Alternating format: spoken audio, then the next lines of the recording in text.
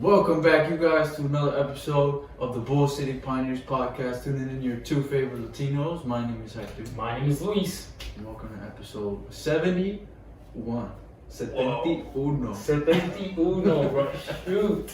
You getting in those retirement age? No, I'm just kidding. We're not retiring. But did you ever get confused as a little kid, like how to say 60 or 70?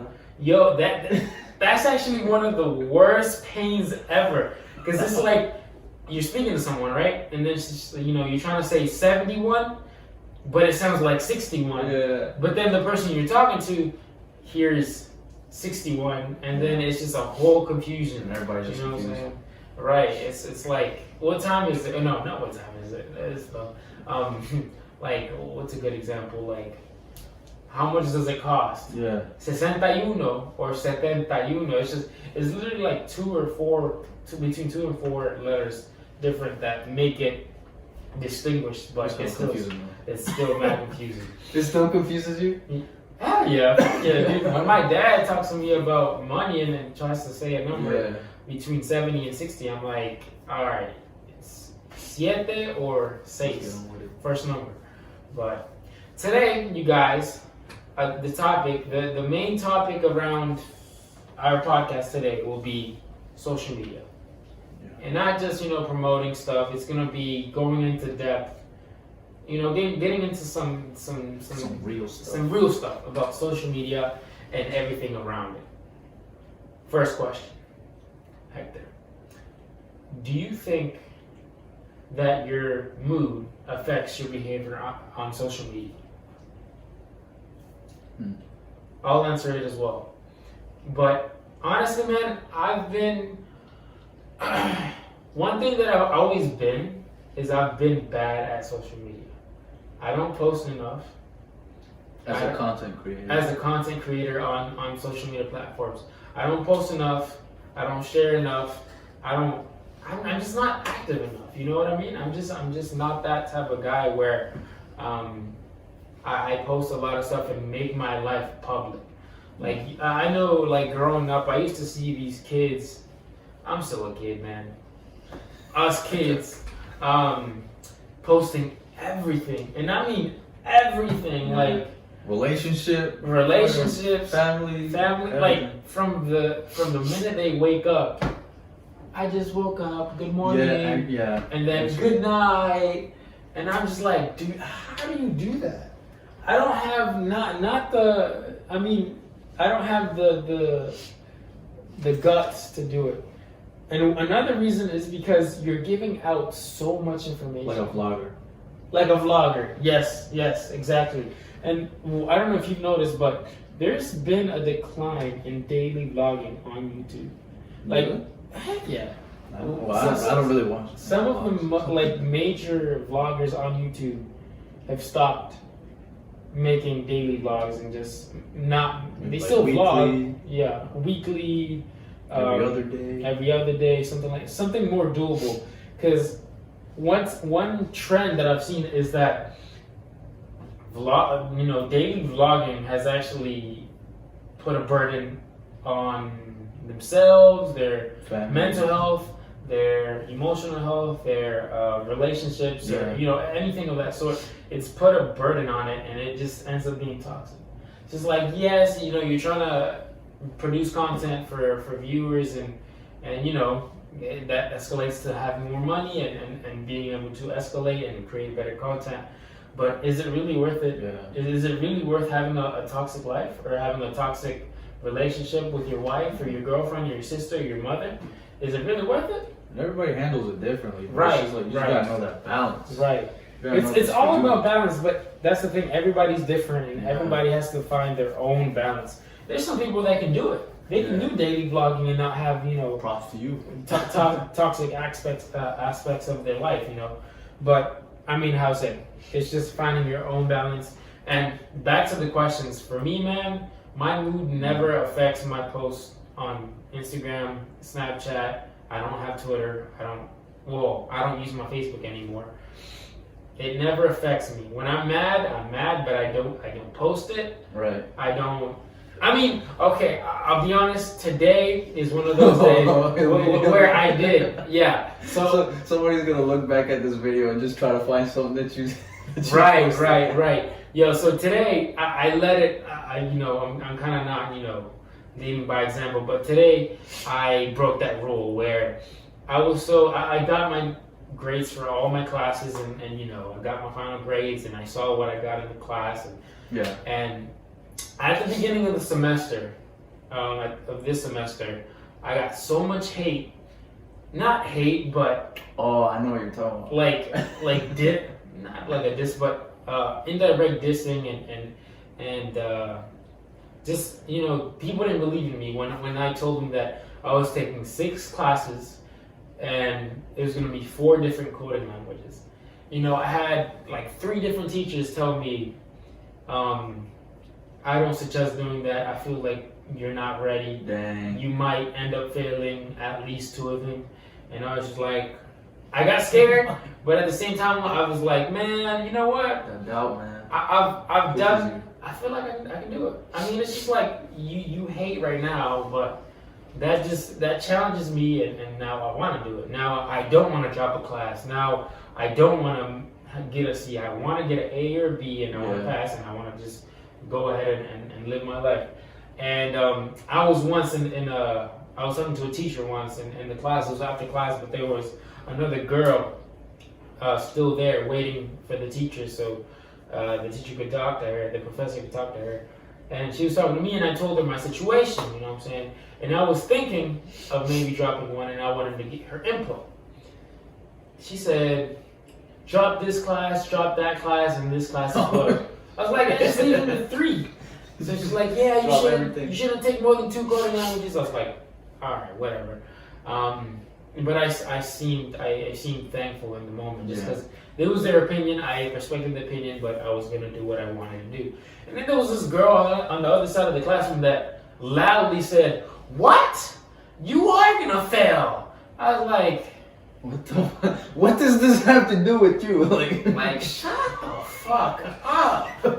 Shut the fuck up. And then it was dead quiet. It was dead quiet, man. And at the beginning of the semester, she used to be a way better programmer than me. By the end of the semester, I don't know. Maybe she was, maybe she wasn't. But at the end of the semester, I did 4 coding languages, 6 classes. Something she didn't do, and she probably couldn't do. I was like, hey, man, shots fired. Shots fired. I did it. You probably would have been able to do it, but I don't really give a fuck. And I proved you wrong. Shit. Okay. And then you went on social media. And I said, shout out to all the professors or teachers, school advisors, and fellow classmates for hating, for saying for saying I would fail. For taking 6 classes with 4 different coding languages, your motivation, I needed that motivation, or something like that. Something like that, but something along those lines. And that I let my emotions get around me, but it's just like, when somebody doubts you so much, you gotta prove them wrong, and then you prove them wrong. It's like, you want to be cocky, but I was like, you know what? Let me calm down. I'm just gonna post this. But I'm gonna stay, humble. I'm humble on a daily basis, so let me just. Those who say they're humble, not humble. Right. But I'm humble. No, I'm just kidding. That was it. But what about you? Like, I feel like you're the type of person where sometimes your mood does affect your social media behavior, for sure. Okay, I'm gonna be honest. It has on several occasions, and it's usually not because I'm like angry or anything. Mm. It's usually just those fucking like it's sometimes not even late at night, but like just those sad boy vibes. Sad boy vibes. Man. Don't get the best of me some days. I'm a victim to them, and also. It's not always that. I feel like it's also just the little things. The mental health too. Right. Sometimes I feel like I haven't been depressed in a long time, But I feel like I have been. How long has it been, if you don't mind us asking, how long do you think it's been since you've been depressed? Really depressed? Probably like end of high school. End of high school? Yeah. Really? I don't think I was really depressed during college. Why do you think you were depressed at the end of high school? Relationships. Yeah. Oh, I remember now. Oh, damn. Let me say something. I've been there, done that, never again. Yeah. I've been there, done that, never again. Yeah. Like, I have a girlfriend now, of course, but I have. It's just like that type of like. That's why you have to be very picky when it comes to relationships, and that's all I'm saying. If to picky with relationships that you're gonna commit and put energy into, you don't know what's gonna happen. You need to be picky, and it's not bad to be picky. Why? Yeah. Because you're putting energy, money. Man. Let's be honest, you're gonna put money into it. Yeah. And just effort, and it's just like you don't want to. And of course, the most precious thing that we all have as human beings, time. So, you can't waste those. Especially the money and time, bro. Money is time. I know. Time is money, and money is time. Yeah. So. This man coming in with the facts. Shit, it's true, man. It's true, man. I've been there, done that. I think it was my junior or senior year where I wasted so much money on this girl, bro. Really? And she won't even. Yeah. She won't. I spent so much money as if she was wifey material. But she was scrub, bro. She was some scrub. Like that piece of gum that's dirty on the floor and then it sticks to your shoe, and then you look at it and you're like, damn, that shit nasty as fuck. It's like that, bro. And you look at the shoe with disgust. It's like that. It's like that. It's like that. It's like that. Oh my god. Hell no, man. It's not even worth it, bro. Yeah. It's not even worth it. And I went through the frustration, the emotional pain, mental pain. I'm not gonna say depression because there's different definitions to depression and levels, and I'm not gonna get into that. I'm just gonna say I went through some pain. That's all I'm gonna say. And don't waste your money on girls, kids. Not too early. Invest your money first. Invest your money. Trust me. You'll thank me later. Save your money, invest your money, get returns, make some money, go date some girls. Don't do it too early. I'm gonna tell you this. Oh my god. Do not date girls too early, man. And if you do, don't take it serious. I mean, you can, but you know what I mean. Yeah, I feel like it's good to date early, just so you know what you like. Right. But just don't take it to heart. You know what I'm saying? Yeah. I mean, like don't be like, I don't know if you remember this, bro, but in middle school when middle schoolers were going through that phase where when their boyfriend or girlfriend broke up with them, oh, I'm gonna go kill myself or something, and I'd be like, damn, people taking it hard, bro. Yeah, I mean, teenagers' minds are fragile, bro. Yeah, very. I didn't realize how fragile they were, but damn, yeah, they were very fragile back in the day, man. I'm like, damn. They're even more now. Yeah, right. Yeah, you're right. Like, this is a softy generation, but I was like, dang, looking back, I was like, dang, so many kids would say that after their girlfriend or boyfriend would break up with them. And I'm just like, y'all still alive. That's good. I don't know. All right. I don't know if that was like an inside joke or something. No, I won't. But I have another question for us.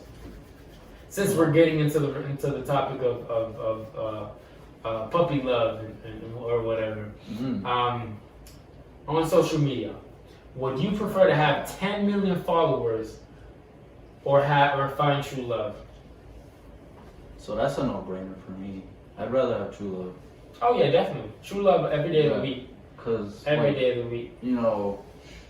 I was gonna say, like, if you have 10 million followers, like that's just a fucking number. I'm pretty sure anybody here with some sense listening or watching this would choose. Hey, no, you'd be surprised. You would be surprised. I feel like there would be people who would prefer 10 million subscribers. Because if you realize it or not, 10 million subscribers, 10 million followers. You got some manpower behind that. You know what I'm saying? And but you just said 10 million followers. You didn't say loyal followers. You're right. You're right. You gotta. But still, 10 million followers. You got some manpower, and if you want to make some money with that, you can definitely make some money with 10 million followers.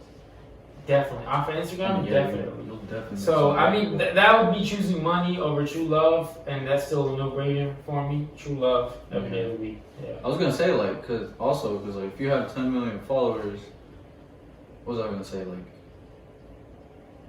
they're not gonna all be loyal and stuff like that, you know? Like, if you rather choose true love, that's like a whole nother human being who you'll actually have a connection with versus, you know, something that's virtual and on just a screen. So I definitely choose that over just 10 million followers. Also, man, I have a question. What do you think? I mean, honestly, do you think the amount of followers you have leaves a legacy? People take it as if the number that's in your profile on Instagram leaves a legacy. I'm like, bro, that shit doesn't mean shit when you die, bro.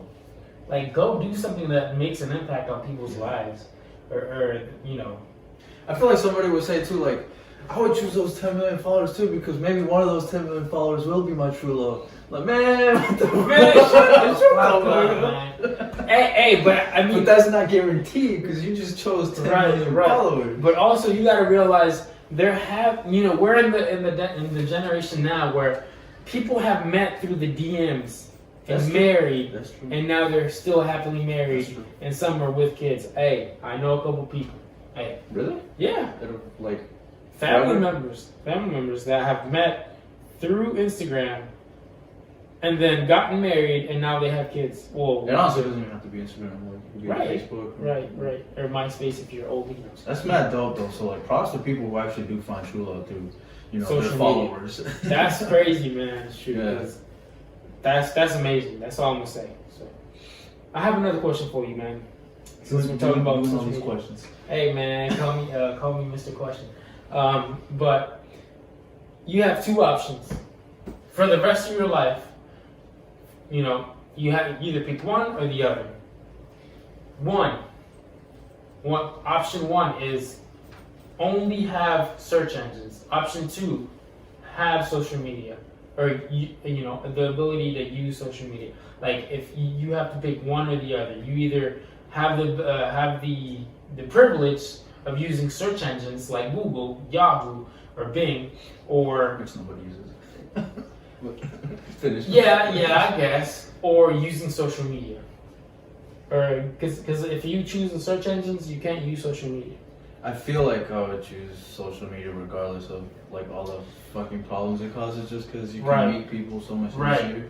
Networking. Yeah. Correct. I would do it because of that. For networking and stuff. It's a hard thing to talk about because at the end of the day, you can network a lot on social media, but with Google, you literally have so much information to your disposal. That's what I was thinking too. Like, you have the world in your hands, technically. Fuck. Like, so when you have like because sort of human interaction, the other one you have not. Right. But look at this. Check me out. I would choose Google, or I would choose to be able to have search engines and have the privilege to use search engines, because in search with Google you can search up a person's name or a person's Instagram name or Facebook name, and it pops up on Google.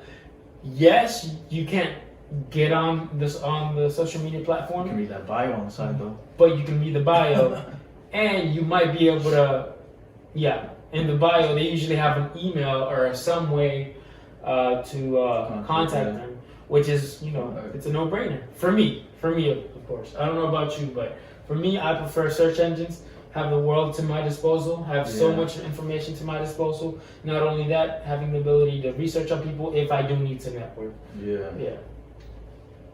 Well, dang, I think you got me beat on that one. I'm starting to reconsider. Hey man, I'm gonna stick to it though. You gonna stick to it? That's fine. Personal opinion. Personal opinion. Last question for you, Hector. Last question. This is a deep one. I feel like I'm on a game show. Hey man, it's a podcast. We need topics. I brought questions to the table.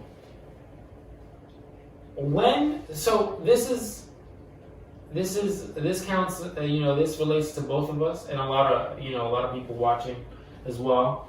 But especially you more because you produce more content than me, of course.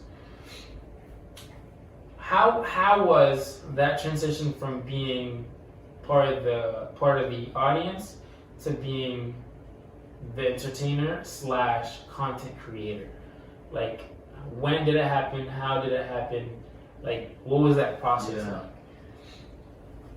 For me personally, I mean, it's been the podcast this whole time. For you, you have the hectic wear, you have the photography business, podcast. That's pretty much it. Yeah, that's pretty much it. Yeah, but the transition. Well, let's talk. You say yours, since yours will be short and sweet. All right, let's go. For me, the transition was interesting because it's something that I've never done ever. Mm-hmm. Not only that, I'm usually, when I'm out and about. Well, I used to be shy. Now I'm not so shy, unless it's with my girlfriend's family. She's gonna be watching this, and she's gonna be like, "I know, so I know." But it was something that I hadn't done before, and I honestly thought that we were like on a decline from the get-go. I was like, "Fuck, I'm bad at this. Yeah. I don't know what I'm doing." Like, not only that, I stutter a lot. I still stutter to this day. Like, what the hell am I doing? Like, is this even worth it? Should I be doing this? Yeah. But then it's just like you find a love for it. Like, you find a passion for it. And it's just like, damn, I like doing this. Even though sometimes we only have like 6 people watching. The camera's spazzing out. Bruh. What the fuck? It goes, you want me to turn it off? Yeah. Alright. Bruh. Sorry about that clicking. Yeah, sorry. But what I was saying is it's just like you find a passion for it, and honestly, it's like you're gonna get the haters. Yeah. When you're transitioning from being part of the audience to being one of the entertainers or content creators, you're always gonna get haters. Even from the people that are closest in your life, you're gonna get hate for sure. Like, from, oh, you only have X number of subscribers to, oh, it's boring, or like, oh, you guys are small, you guys aren't gonna progress and have a bigger audience in the future, or oh. And I'm like, what the fuck are you doing? Right. Like, what are you doing? Like, you're a consumer of content. Mm-hmm. You're just like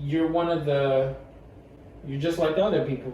Not that it's bad to be a consumer. Right. It's not bad, but like don't bash people out. Because let's be honest, the biggest content creators now started somewhere. Yeah. And they didn't start with the best content, with the best cameras, with the best studio, or just like us.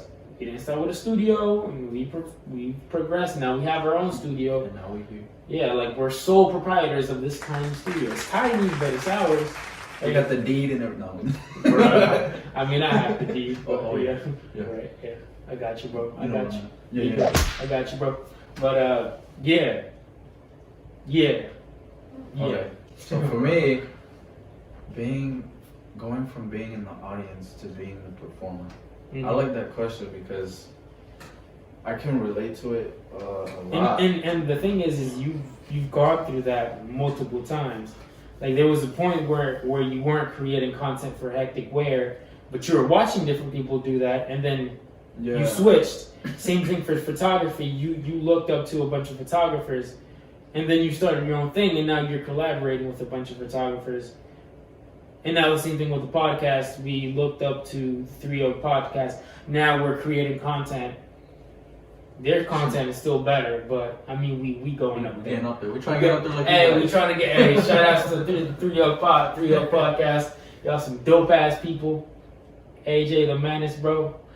Yo, I don't know why, but AJ the Menace is like, he has like that vibe that I get. I don't have a favorite cousin, but when I'm like around him, I'm like, bro, it's my favorite cousin, bro. My favorite cousin, bro.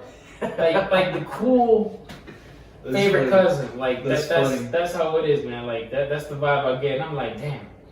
Like I know he's like what 10 years older than me probably, or around there in the back that ballpark.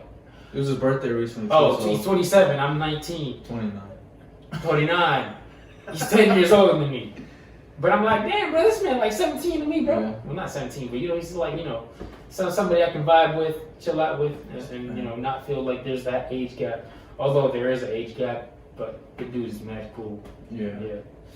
Also, shout outs to Winston from Alias Co. Alias Design Co. Yeah, I still almost called him Alias. But now, shout outs to him. Same thing, age gap. He's a dope guy. Yeah. Like the vibe. Fucks with him. He's family. Same thing for AJ. Same thing for Leon. Yep. He's family to us. Fan, bro. I want to get closer to Cherry TNT and I'm bad at names. I'm sorry, 3O team members. I'm sorry. I'll let him take that. I'm sorry. That was I'm bad at names. Oh, but the 3O podcast team, we love y'all. I don't know, just a random message, but continue with you. Sorry. Finally, but continue. So I went from an audience member to a performer. Mm-hmm. I honestly don't think anybody goes through like you said, like everybody gets there gradually. So I don't think there was like in a specific moment where I felt like that. It kind of just gradually started building up on its own. Was it a weird process for you? Did you feel a little bit weird during like when you were doing the transition, that gradual transition? Because I definitely did. I felt like a little bit of like shyness and or whatever, but no, because like from the beginning I knew that I had to try and be in a position to put myself out there. Right. Even though I was obviously like a timid person and like I don't know what the heck I didn't know what the heck I was doing. But like I still, I went out to these shows, I was trying my best to be in the very front, getting these shots of people and stuff, Mm-hmm. I was putting my own designs that I, came up through my own imagination and I put it out into the world for people to see and judge it, Right. Not giving a fuck what people cared about. I just put it out there because you don't know what the hell's gonna happen. Right. But doing that, it was just like, there was never one specific moment where I felt like, I was a performer. Because, in all honesty, I still don't really feel like that. I still Honestly, feel me like, neither, bro. I still feel like, I still feel like a a general consumer, correct? No, not really a consumer. It's more so just like, I still feel like, I look up to some of these people still, like some of the people around me, and I'm still trying to, grasp knowledge and then just learn from them, Right. Like, I don't feel like I'm the performer, even though like a lot of people do actually consistently watch my stuff and like support my stuff and like my photography and spread the word and all that good stuff. So like, I have people who look up to me and I don't even know. Right. And it's just like, wow, like just the fact that like realizing that is like, it's very interesting. And that's when you need to stay humble. At all times, because you literally never know what's gonna happen. Yeah, you never know who's gonna cross your path one day too, bro. So yeah, I don't want to ever feel like I'm the performer. I want to always feel like I'm part of the audience, especially as a photographer too. But like, in a sense that I always want to feel like I'm learning from even my peers. Right. So, I don't know whose quote this was, or I don't. This is not the exact quote, but honestly, bro, if you're in a room, if you're the smartest person in the room, you're in the wrong room. I've always said that. Yeah. I don't ever want to be in the room where I'm the smartest, because that means there's no knowledge for me to consume and gain. I like to gain. That's one thing that I've always like have been the type of person that I've been is like I like to gain and consume knowledge constantly. I never like to be the professional or the pro in the group. I like to be the consumer, so I can keep learning. Like knowledge is beautiful. Like having having knowledge to your disposal and learning it and stuff like that. It's beautiful. And I'm saying it's beautiful, not in terms of like school where let's learn about American history. Honestly, I would have probably enjoyed learning about American history if I would have been able to do it on my own and not with the leadership of school. Because let's be honest, school ruins a lot of takes the fun out of shit. Yeah, it takes the fun out of shit. Like, bro, I've done research on history on my own, and I've enjoyed doing that. I've done that shit for hours from 8th grade and up. I researched history on my own, like just research topics from the native Incas to the Mayans, the Aztecs to the natives, to the colonization period. I loved reading about it, but then school just came in and was like, no, you're not allowed to like it. No, you're supposed to hate it. Like no.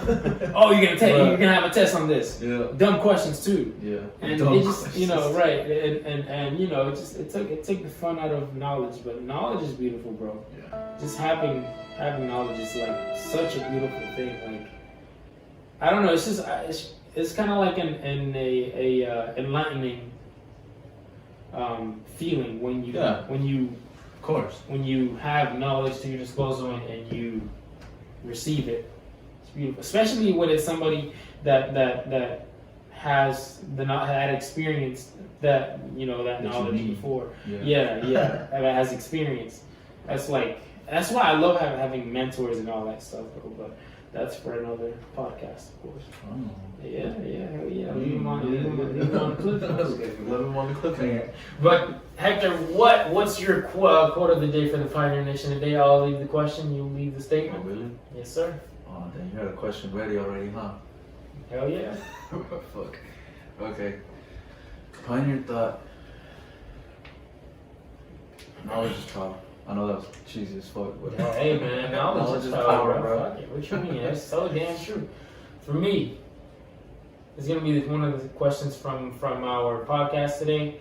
Would you prefer having 10 million followers on Instagram or finding true love?